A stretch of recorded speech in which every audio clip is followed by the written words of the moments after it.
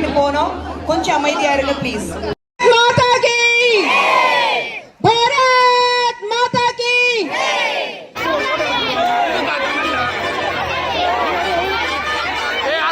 யார் அந்த சார்?